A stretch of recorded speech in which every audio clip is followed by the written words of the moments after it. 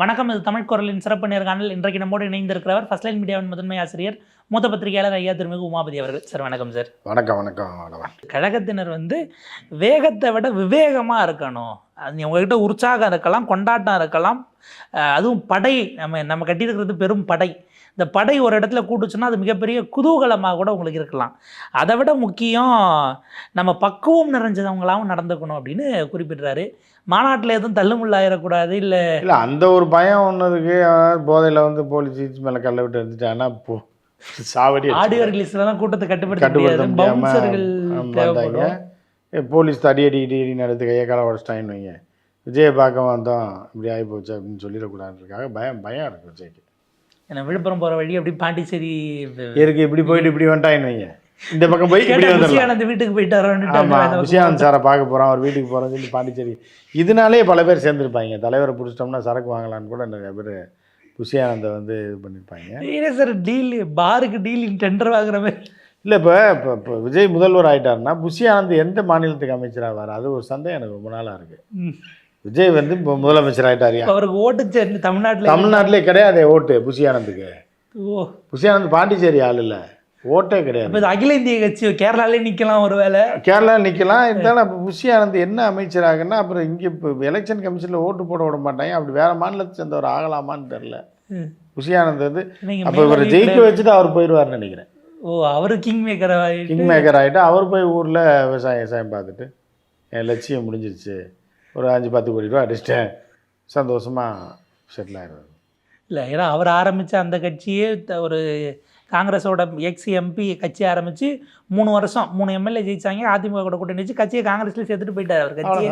அதோட பெருசு அந்த கட்சியில் ஒரு எம்எல்ஏவாக அந்த நேரத்தில் 2400 ஓட்டு வாங்கி ஜெயிச்சாருங்கிறத அப்புறம் அவ்வளோதான் அவருடைய அரசியல் வரலாறா? அவ்வளோதான் ஒட்டுமொத்தமாக. அவருக்கு என்ன 2002 கவுன்சிலர் கூட இப்போ ஊராட்சி ஒன்றிய கவுன்சிலர் கூட 50,000 ஓட்டு கவுன்சிலர்லாம் இருக்காங்க.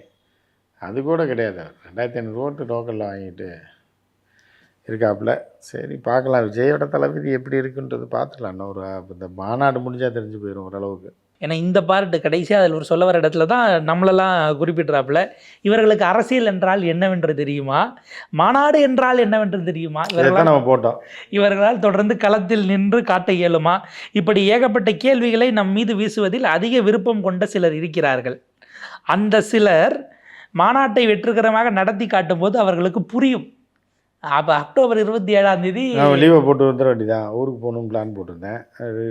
என்ன பண்ணுறான்னு என்ன புரியுதுன்னு பார்க்கலாம்.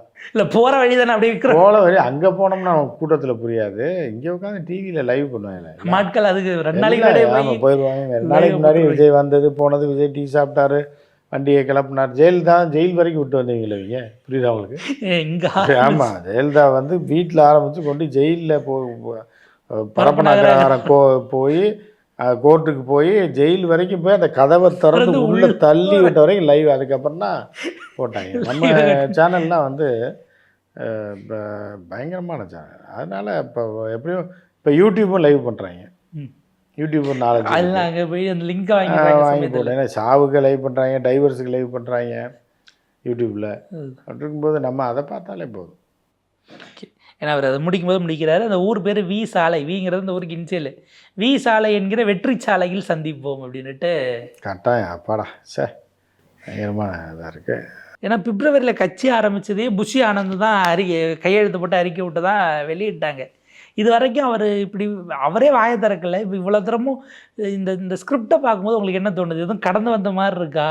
கடந்து வந்ததில்லை, எவனோ எழுதி கொடுத்துருக்காங்க. கையெழுத்து கூட ஸ்கேன் பண்ணி இப்போ கையெழுத்து ஒன்று போட்டு வச்சுருங்க அப்படின்றாங்க. அப்போ கையெழுத்தை போட்டு சொத்துக்கிட்ட இல்லை, இது எலக்ட்ரானிக் கையெழுத்தை வச்சு சொத்தை கொடுக்க முடியாது, சும்மா நீங்கள் கொஞ்சம் மாற்றி மட்டும் போட்டு விட்ருங்க, நாங்கள் அப்பப்போ வேணுமா அறிக்கையில் அதை வச்சு போட்டுக்கிறோம் அப்படின்ற மாதிரி போட்டுப்பாங்க. ஏன்னா இவ்வளவு பழந்தமிழில் பேசினா இது கமலஹாசனை விட ரொம்ப கஷ்டமாக இருக்கிற மாதிரி இல்லை அதை கனெக்ட் ஆகாது. விஜய்க்கே புரிஞ்சிருக்காது. இல்லை கட்சின்னா அப்படி தான் இருக்கும், போடுங்க கையெழுத்து, நாங்கள் போட்டுக்கிறவா டிடிபி ஆப்ரேட்டர் கேட்டிருப்பேன். அப்போ சரி போட்டு என்னதையா பாருங்கப்பா, சிக்கலை கொண்டு வந்துடுறாங்கப்பான்னு. அது போனதுக்கப்புறம் தான் தெரியும் இதில் ஏதாவது குற்றம் குறையிருந்தா அப்புறம் சொல்லுவாங்க. இந்து மக்கள் கட்சி கொந்தளிச்சு விஜய் மாநாட்டை தடை செய்யணும்னு ஊர் முழுக்க போஸ்டர் ஒட்டியிருக்காங்க. எதுக்குன்னா இளைஞர்களை வேலைக்கு போகாத நீ கட்சி தான் நம்ம தான் நான் கொடுத்த பேட்டி தான் அது வைரல் ஆகி இப்போ ட்ரெண்டிங்கில் போச்சு. முந்தா நாள் அந்த பேட்டி இந்த மாதிரி வேலையை விட்டு வேலையை விட்டுட்டு வாண்டுறான் புஜ்ஜி பாபு. இதுலேருந்து எத்தனை பேர் தெருவுக்கு வர போகிறான்? மாநாட்டுக்கு வேலையை விட்டு வந்துடுவாயா? மாநாட்டுக்கு அடுத்த நாள் சோத்துக்கு என்னையா பண்ணுவான்ற ஒரு கேள்வியை கேட்டிருந்தேன். அதை வைத்து தான் இந்து முன்னணி அதை பார்த்துருக்கலாம். ஒரு வேலை பார்த்துட்டு அர்ஜுன் சம்பத்ஜி தான் அவர் தானே ஒரு போராட்ட புலி. அவர் வந்து தீவிரமாக இறங்குவார். என்ன பண்ணுறாருன்னு பங்களாதேஷ்காரன் கிரிக்கெட் விளையாடக்கூடாது அவன் வந்து அது அதை அனுமதி கொடுத்தவனே இவன் தான் அமித்ஷா பையன் இன்னும் தான் ஜெய்ஷா அப்படின்னு. ஏன்னா அப்புறம் ஜோசப் விஜய் தான் இதுக்கு மன்னிப்பு கேட்கணும், இல்லைன்னா நாங்கள் போராட்டம் இந்துவா மாறி இப்போ பந்தக்கால்லாம் நட்டுருக்காப்புல. அதுக்கு மேலே அவர் கிறிஸ்டின் சொல்கிறது இல்லை. அவங்க கேட்பாங்க சூளத்தை நீங்கள் ஏன் வந்து பிடிக்கல. ஆமாம், அது கேட்பாங்க. சூளத்தை பிடிச்சாலும் கேட்பாங்க, 3ல் 1 பங்கு பிடிச்சிருங்க, சூளத்தை அவமானப்படுத்திட்டீங்க, தலைக்கிட்ட பிடிச்சிருங்க, சூளத்தில் ஏன் இது எலுமிச்சை குத்தலை அப்படின்னு ஒரு பிரச்சனை, வழக்கு போடுவாங்க. எப்போ பிஜேபி வந்ததோ அதுக்கப்புறம் இது பூரா பதில் சொல்லி தான் ஆகணும். ஒரு தலையில் விஜயெல்லாம் வந்து சினிமாவில் டைரக்டர் சொல்கிறது தான் விஜய் தெரியும், அதான் செய்வாப்புல. சூளத்தை இப்படி பிடிங்க சார்னு சொன்னால் இங்கே டேரக்டரே இல்லாதப்போ தலைகளாக திருப்பி பிடிச்சிட்டாப்புலன்னு வைங்க, சிக்கலாகி போயிடும். ஸோ அந்த மாதிரிலாம் இருக்குது. அதுதான் புஜ்ஜி பாபு கூட வச்சுருக்காரு கொஞ்ச நாளைக்கு. எலெக்ஷன் முடிஞ்சோன்னே தடுத்து விட்டுருவாப்புல. அவரும் பிரச்சனை இல்லை, செட்டில் ஆயிடுவாங்க. பேர் செட்டில். இந்த மாநாடு முடிஞ்சோடனே புஜ்ஜி பாபு செட்டில். இதை இடம் பார்த்துட்டு இருக்கதா சொன்னாங்க. மாநாட்டுக்கு இல்லை, அவர் தனியாக ஏதோ பீச் ஓரத்தில் பாண்டிச்சேரியில் ஒரு 5 ஏக்கர் ஏதோ ரெசார்ட் கட்டுறதுக்கு பார்த்துட்டு இருக்காருன்ற மாதிரி சொன்னாங்க. எங்கே உள்ளவங்க தீவிரமாக தேடிட்டு இருக்காரு. அட்வான்ஸ் போட்டாராம், மாநாடு முடிஞ்சோன்னு மீதி பேமெண்ட் தரேன்ற மாதிரி சொல்லியிருக்காருன்னு சொன்னாங்க. நம்ம இல்லை விஜய் இதை செய்ய வேண்டும் அப்படின்ட்டு ஏதோ அட்வைஸ் பண்ணி தமிழர் யூனியன் பேட்டியெல்லாம் கொடுத்துருக்காப்புல. என்னன்னு அவர் வந்து பார்த்தீங்க அப்படின்னா திராவிட கட்சிகளை நகர் உண்மையிலே ஆரம்பிச்சிச்சா அழிவு? இல்லை மாநாடே ஆரம்பிக்கல சார். ஆமாம், அதுக்குள்ளே தமிழ் குருவி இறக்கி விட்டான்னு முடிஞ்சிச்சு. பல பேர் அவர் சொல்கிறாரு 40 ஆண்டு கால பொது வாழ்க்கையில் ஒரு செப்பு காசை கூட வாங்காதவனாக நான் இருந்திருக்கேன். செப்பு காசு வாங்கி செல்லாத செப்பு காசை வாங்கி என்ன பண்ணுறது? செப்பு காசுலாம் அவர் வாங்க மாட்டார். ஹவுசிங் போர்டு வீடு இந்த மாதிரி தான்.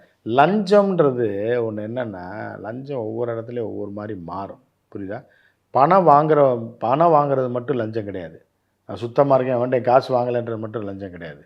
நீ ஒட்டுமொத்த மக்களை கொண்டு குழியில் தள்ளினாலும் அதுவும் வந்து தேசத்துக்கு செய்யக்கூடிய துரோகம். ஏன்னா அந்த லஞ்சம் வாங்குறவனோட லஞ்சம் வாங்காதவன் தான் ஆபத்தானவன். என்னன்னு கேட்டிங்க அப்படின்னா, அவனுக்கு வந்து நாலேஜ் இருக்காது, அப்டேட்லேயே இருக்க மாட்டான். ஒரே ஒரு விஷயம், நான் காசு வாங்க மாட்டேன்னு. இந்த காசு வாங்காதனால 2 விஷயம் நடக்கும். ஒன்று வந்து அவனுக்கும் அந்த குடும்பத்துக்கும் பிரயோஜனமாகாது, அவன் அடுத்தவனுக்கும் பிரயோஜனமாக மாட்டான். அப்படின்ற மாதிரி தான் நிறைய உதாரணங்கள் இருக்குது. ரெண்டாவது, லஞ்சம் வாங்காத ஆட்கள் வந்து தானும் விளங்க மாட்டான், மக்களையும் வந்து நல்ல நிலைக்கு கொண்டு வர மாட்டான். இது பல இது இருக்குது. இப்போ நீங்கள் அந்த இதை பார்த்தீங்களா, அண்ணா ஹசாரே 5 பைசா வாங்க மாட்டேன், சிகரெட் குடிக்க மாட்டேன், தண்ணி அடிக்க மாட்டேன், சிகரெட். தமிழ்நாட்டு அண்ணா ஹசாரே தான் தமிழ் குருவி, புரியுதா? நீ அண்ணா ஹசாரேனால என்ன பிரயோஜனம்? கல்யாணம் கிடையாது, குடும்பத்துக்கும் பிரயோஜனம் கிடையாது, ஊருக்கும் பிரயோஜனம் கிடையாது. அந்த கூட அவங்க தான் அடிச்சுட்டு போயிட்டாங்க, அவங்க பர்ஸ் அடிச்சுட்டு போயிடுவாங்க கடைசியில். ஸோ அந்த மாதிரி தான் இருக்குது. தமிழ் குருவியை பொறுத்தவரை தமிழ் குருவினால் குடும்பத்துக்கு எந்த பிரயோஜனமே கிடையாது, இந்த சமூகத்துக்கும் பிரயோஜனம் கிடையாது.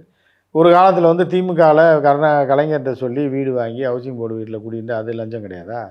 ஹவுசிங் போர்டு வீட்டில் மட்டும் இருக்கலாம், கெஞ்சி கூத்தாடி மேடையில் பார்க்கறதுக்கலாம், எல்லாம் பண்ணிக்கலாம், அந்த காசில் மீட்டிங் போட்டுக்கலாம், போய்க்கலாம். இவரெல்லாம் தூய்மையானவரில், மித்தவங்க எல்லாமே. இவர் ஒரு கூட்டணி அமைச்சார், அதில் எல்லாருமே சுத்தமானவங்க. அவர் பல பேரை முதலமைச்சர் ஆகணும் வேறோட. அடுத்து இப்போ அண்ணாமலை ஆகணும்னா அண்ணாமலையை தத்தி விட்டாங்க. அண்ணாமலை அப்போ கடைசி அண்ணாமலை நல்லா தான் ப்ரெஸ் மீட் கொடுத்து பரபரப்பாக போயிட்டு இருந்துச்சு. என்னைக்கு அண்ணாமலை முதல்வர்னு குருவி சொன்னாப்லையோ அன்னைக்கே அண்ணாமலை காலி. நாட்டை விட்டே போக வேண்டிய ஒரு இழிநிலைக்கு ஆகிட்டாப்புல. இப்போ அடுத்து விஜய் மட்டும் இறக்கட்டுமே, துணிச்சல் இருந்தால் 2 பேரும் சேர்க்கட்டு கட்சியில். என்ன நடக்குது? பலகருப்பையாவையும் இவரையும் சேர்க்கட்டும். இந்த 2 காமெடியனையும் சேர்த்தாலே முடிஞ்சு போயிடும். அவங்க 2 பேரும் தனித்தனியாக கட்சி வேறு வச்சுருக்காங்க. அட்லீஸ்ட் கூட்டம் இல்லை, அதெல்லாம் கூப்பிட்டா வந்துடுவாங்க. நீ அது சும்மா தாங்க, புரியுதா? இல்லை மாநில மாநாடுன்னு ஏதோ மண்டபத்தெல்லாம் வாடகை எடுத்து நடத்தி அதெல்லாம் அது ஏதாவது ஓசியில் மண்டபம் வாங்கிப்பேன். அதாவது மாநில மாநாடுனா கூட 40 பேர் 50 பேர் இருப்பாங்க. அது ஒரு கூட்டம் எப்போவுமே இருக்கும், மாற்றத்திற்கான அரசியல். அந்த 50 பேரை வச்சு தான் மாற்றிடுவாங்க, தமிழ்நாட்டையே மாற்றி பெரிய புரட்சி ஏற்படுத்தி. மாசத்துக்கு மாதிரி பூரா கன்னியாகுமரியில் கிளம்பி சென்னைக்கு வந்தால் நேராக கோட்டையில் கொண்டு போய் கருப்பையாக உட்கார வச்சுருவாங்க. அந்தளவுக்கு ஒரு புரட்சி. எல்லா மானாமரையிலேருந்து அவன் புள்ள குட்டியை எடுத்துக்கிட்டு மாவோ நடந்தார் பாருங்க நடைபயணத்தில்.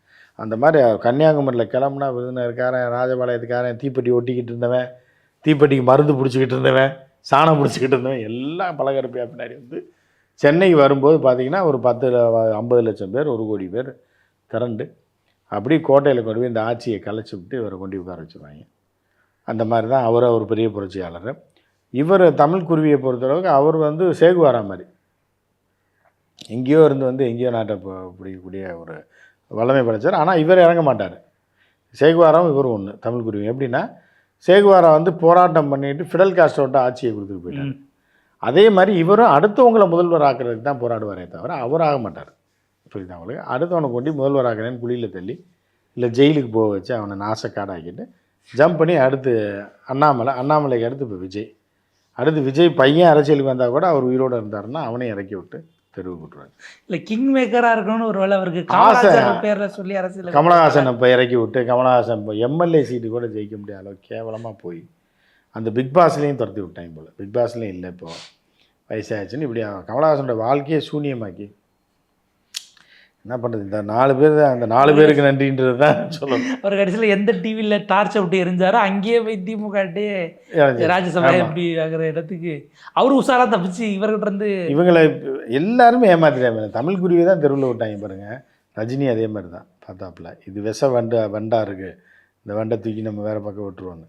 அதே மாதிரி இன்னொரு வண்டை கொண்டு வந்தாங்க பிஜேபியிலேருந்து கொண்டு வந்து திருப்பி அதை கொண்டு போய் பாட்டிலில் போட்டு அதுக்கப்புறம் வந்து இங்கே பார்த்தீங்கன்னா ரஜினி கமல் வந்து தோற்று போயிட்டாப்புல. சவுத்தில் ஒரு சைக்கிள் ஓட்டிக்கிட்டு இருக்காரு. அவர் இனிமேல் தான் வருவார். அவர் வந்து பிஜேபி செட் பண்ணிட்டு இருக்காங்க. அவர் பெரிய தொழிலதிபர் 10-20 கோடி டர்ன் ஓவர் பண்ணிகிட்டு இருக்காரு. அதில் ரொம்ப எளிமையான வாழ்க்கை வந்தது. ரொம்ப ஃபேன் கூட கிடையாது. அவர் சைக்கிளில் தான் போவார். அவர் எப்படின்னா குழந்தைகளே வந்து மாற்றக்கூடிய ஒரு குழந்தைகளே அவங்கள நஞ்சை விதைச்சி கொண்டு வந்துட்டு இருக்காரு. அவர் ஒரு செட்டப் ஆஃப் பண்ணிகிட்ருக்காரு. சரி, பல பேர் இருக்காங்க தமிழ்நாட்டில். என்னன்னு பார்க்கலாம். பவன் கல்யாண் அவர்கள் உதயநிதிக்கு ஒரு சவாலாக மிரட்டலாக தமிழ்நாட்டில் ஒரு தம்பி இருக்காப்புல, ஒரு இளம் தலைவர். அவர் வந்து பார்த்திங்கன்னா சனாதன வைரஸ் மாதிரி கழிச்சிருவான்லாங்கிறாங்க. சனாதனத்தை அழிக்கணும்னு நினச்சவங்க அழிஞ்சு போனது தான் இவ்வளோ நாள் நடந்திருக்கு. நீங்கள் அதை பார்க்க தான் போகிறீங்க அப்படின்னு பார்ப்போம். உன்னால் 10 படி ஏறி கோயிலுக்கு போக முடியல, நீ எல்லாம் பேசுகிறியான்ற சனாதன பார்ட்டி தான் நீ.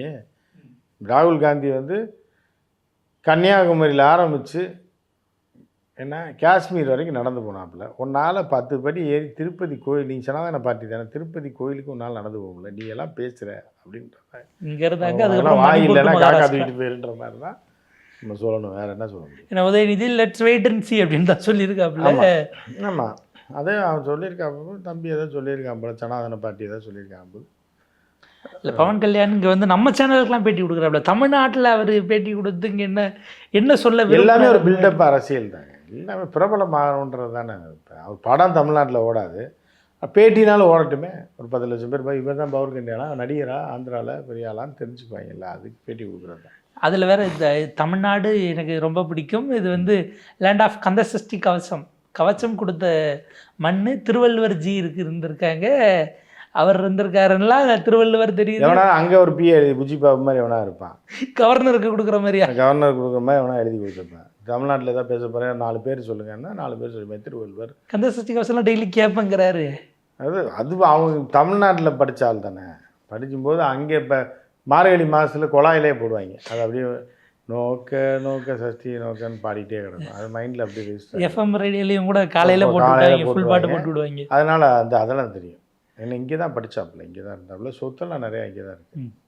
பவன் கல்யாண் ஒரு பேட்டி தமிழ் சேனலுக்கு கொடுத்தவொடனே ரோஜா வந்து இருக்கிற எல்லா நியூஸ் சேனலுக்கும் கொடுத்துக்கிட்டு இருக்காங்க.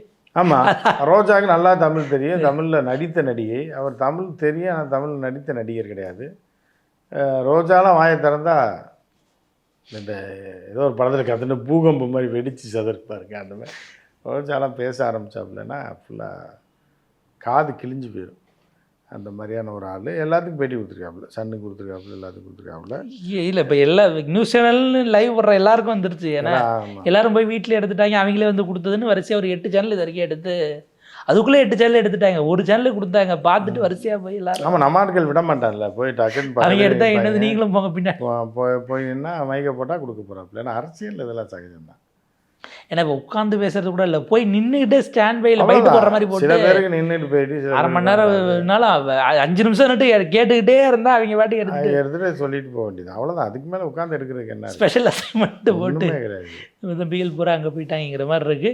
ஏன்னா இப்போ அந்த லட்டு விவகாரங்கிறதே கம்ப்ளீட்டாக என்ன சொல்கிறாங்கன்னா, சந்திரபாபு நாயுடு பிஜேபி இந்த 5 வருஷத்துக்கு வளரக்கூடாது, ஒன்னோட நான் பெரிய இந்துத்துவான்னு காட்டுறதுக்கு தான் பண்ணி லாக் பண்ணிட்டாருன்னு ஒரு இந்துத்துவான் காட்டி லாக் பண்ணல. அவருக்கு வந்து ரெட்டியை அழிக்கணும், ரெட்டி மேலே மேலும் மேலும் கள்ள தூக்கி போட்டு கொள்கிற மாதிரி தான். கிணத்துல விழுந்த ரெட்டிக்கு மேலும் 2 கள்ள தூக்கி உள்ளே போட்டாப்புல. அப்படி தான் இருக்குமே தவிர ரெட்டியால் எந்திரிச்சு வரவே முடியாது. 5 வருஷத்துக்கு பிஜேபி அங்கே அரசியல் பண்ண முடியாது இல்லை, ஏன்னா ஆளுங்க அரசியல் பிஜேபி காலி. அதுதான் இது இவன் தம்பி எடுத்துட்டாப்புல கையில் பவன் கல்யாண் பிஜேபி ஒழிச்சு கட்டிட்டாப்புல. நீ என்னடா பண்ணுவ, நான் பண்ணுறேன் பாரு அரசியல்னு சொல்லி படியிலலாம் ஏறி இப்போ யாரை பற்றி பேசுவாங்க? பிஜேபி பற்றி பேசுவாங்க. இந்துத்துவானா யாரை பேசுவாங்க? பவன் கல்யாணம் தான் பேசுவாங்க. அப்போ வந்து என்னென்னா இப்போ நீ நானும் ஒன்று பிஜேபி வாயில் மண்ணுன்ற மாதிரி அடிச்சு விட்ருவாங்க. அவ்வளோதான். அதாவது இப்போ பிஜேபி பவன் கல்யாணம் தாண்டி ஏதாவது பண்ணி வெளியில் பேர் வர முடியாது. அவங்க நடிகர் இல்லை, யாருமே இல்லையே, எப்படி வருவாங்க? பவன் கல்யாணம் தாண்டிலாம் வர முடியாது. அவர் என்டிஆர் பொண்ணு இருந்தாங்க, அவங்களையும் இருக்காங்களா சத்தம் இல்லாமல் இருக்குது. எம்பியில் ஜெயிச்ச பிறகு காணா இவருக்கு ஆக்டிங் தெரியாதுல்ல. பவன் கல்யாண் ரேஞ்சுக்கு எதாவது லூசுத்தனமாக உளரணும், எதாவது நைக்கணும், படி ஏறி போகணும், லட்டை போய் திங்கணும், அங்கே சமபத்னி போஜனம்னு உட்காந்து இவருக்கு மட்டும் சாப்பாடு வச்சு எல்லாம் சாப்பிட்டு வரணும். இந்த ஆக்டிங் எல்லாமே ஸ்கிரிப்ட் எழுதுகிற ஆள் வேணும்ல. அதனால் அவருக்கு ஆள் இருக்கிறதுனால பண்ணுறாப்புல. பிஜேபி காலி பண்ணிட்டாங்க, அவ்வளோ. நீ இன்றைக்கி நேற்று கிடையாது. ஒரு உதாரணம் உங்களுக்கு சொல்கிறேன். டெல்லி சுல்தான் வந்து படையெடுத்து வரான். படையெடுத்து வரும்போது ஆந்திராக்குள்ளே வர்றான். 10,000 குதிரைப்படை, 10,000 யானைகளோடு வரான். வந்து வர்ற வழியை பூரா பிடிச்சிக்கிட்டே வரான். அவனை ஜெயிக்கவே முடியாது. ஹரிஹரன் சுதன்னு 2 பேர் மன்னரோட மகன்கள் இருக்காங்க. இருக்கும்போது என்ன பண்ணுறாங்கன்னா, அந்த நாட்டையும் கைப்பற்றிட்டு ஹரிஹரன் சுதனே தூக்கிட்டு போயிடுறாங்க. இவங்க 2 பேர் என்ன பண்ணுறாங்கன்னா, அங்கே போய் டெல்லியில் போய் சுல்தானுக்கு அடிமை வேலை பார்த்து முஸ்லீமாக மதம் மாறி அங்கேயே இருக்கான். 5 வருஷம் ஆகுது, 10 வருஷம் ஆகுது.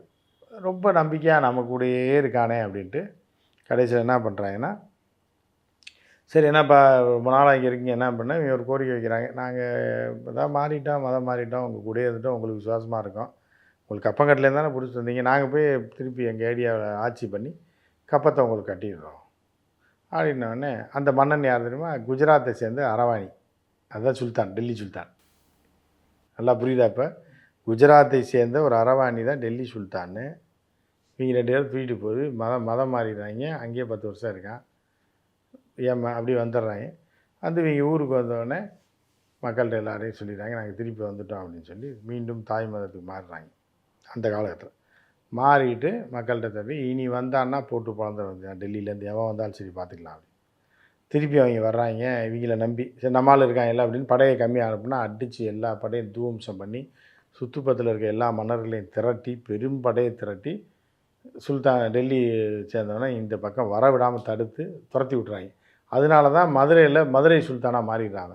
இவன் டெல்லிக்கும் போக முடியல, டெல்லிக்கான மதுரைக்கும் வர முடியலன்னொடனே அது தனி தீவாயிடுது ஆந்திரா.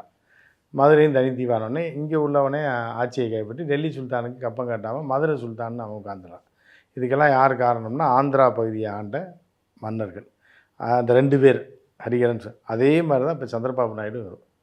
2 பேர் பவன் கல்யாண். இவங்க 2 பேரும் பிஜேபி, நாங்களும் இந்துத்துவா அப்படின்னு சொல்லிட்டு 2 பேரும் சேர்ந்து பிஜேபியை ஓட விட்டுருவாங்க. இது வந்து வரலாற்று காலத்துலேருந்து நடக்குது. 400 வருஷத்துக்கு முன்னாடி நடந்த ஒரு விஷயம். அது இங்கே கோர்த்து பார்த்தீங்கன்னா ஃபிட் ஆகிற மாதிரி இருக்குது. அடுத்த எலெக்ஷனில் பிஜேபி துரத்தி விட்டு இவங்க 2 பேர் நின்று மத்தியில் பிஜேபி தோற்றுரும். வந்து சன்னியாசியாக போயிடுவார். அமித்ஷா ஊரை விட்டு ஓடிடுவார். அப்படியே வீக் ஆகிரும். காங்கிரஸோ இல்லை வேறு யாரோ கூட்டணி ஆட்சி பண்ணிட்டாங்கன்னா இவங்க ராஜாவாக இங்கே இருப்பாங்க. அப்போ பவன் கல்யாண் பேசுகிறது வேறு மாதிரி இருக்கும். நீங்கள் வெயிட் பண்ணி பாருங்கள். பாவம் சார், ஒரு விரிவான உரையாடல். உங்கள் நேரத்துக்கும் கருத்துக்களுக்கும் ரொம்ப நன்றி சார்.